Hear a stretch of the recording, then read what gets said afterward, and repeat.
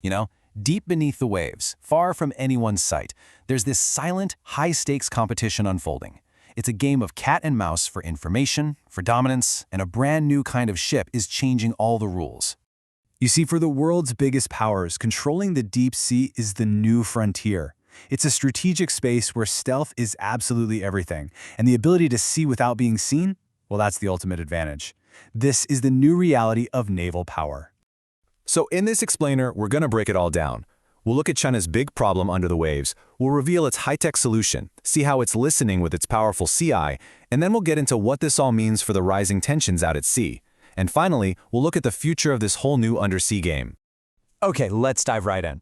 For China's military planners, the ocean is a huge source of anxiety.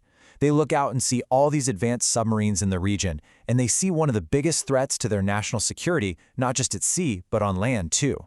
And to put this into perspective, the Indo-Pacific is an incredibly crowded neighborhood for submarines. I mean, look at this.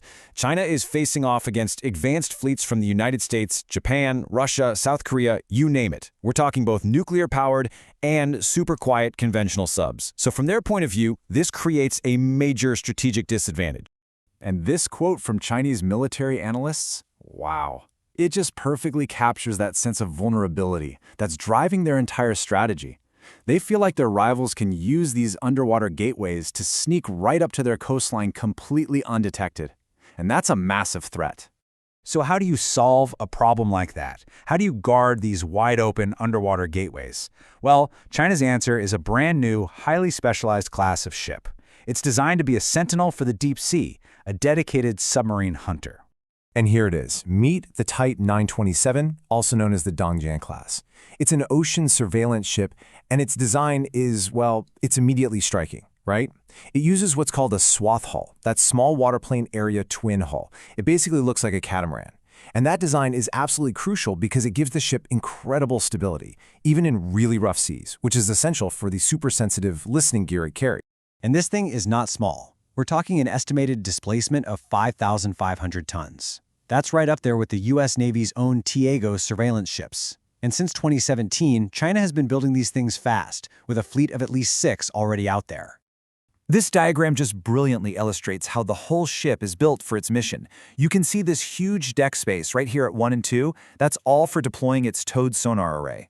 There's a big helipad at 4, large enough for an anti-sub warfare helicopter. And of course, there's that distinctive swath hull, labeled 14, providing that all-important stability. But, you know, a stable ship is just the platform. The real game changer is what it's listening with. And that's a powerful new sonar system that's reportedly been nicknamed the Sea Eye. So at its core is something called low-frequency active sonar, or LFA.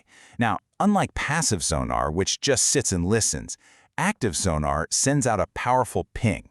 By using low-frequency sound, those waves travel an incredible distance through the water, letting the ship find even the quietest, most modern submarines from really, really far away. And here's the crucial part.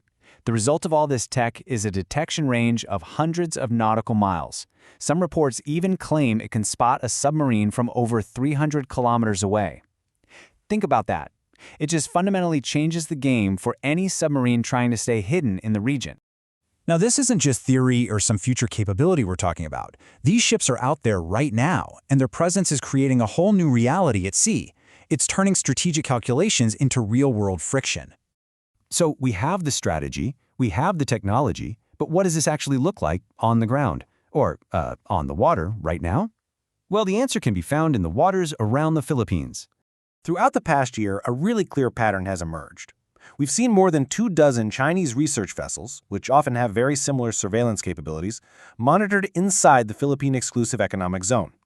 And these sightings have been happening consistently, all the way from April through a really recent incident at the end of December. So get this, on December 30th, the Chinese research vessel Tan Su Arhao was spotted just 19 nautical miles off the coast of Cagayan, a province in the far north of the Philippines. 19 miles. The Philippine Coast Guard sent up a plane, they issued radio challenges, and got nothing back, just silence. It's this kind of close-to-shore presence that's really ratcheting up the tension. So what's the strategic goal here? Well, according to analysis from Sealight, these patrols are part of a much broader strategy. By constantly operating in these waters, China is trying to normalize its presence to make it seem routine.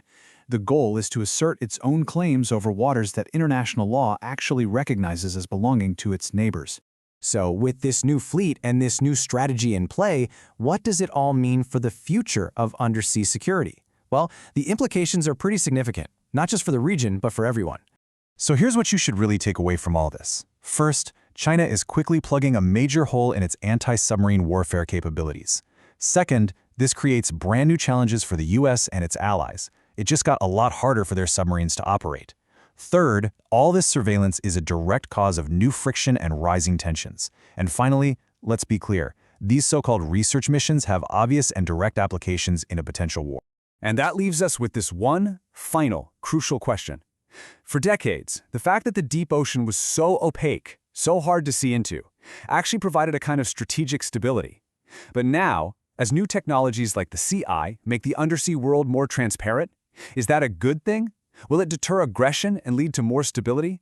Or will it just erase the advantage of stealth and trigger even more conflict?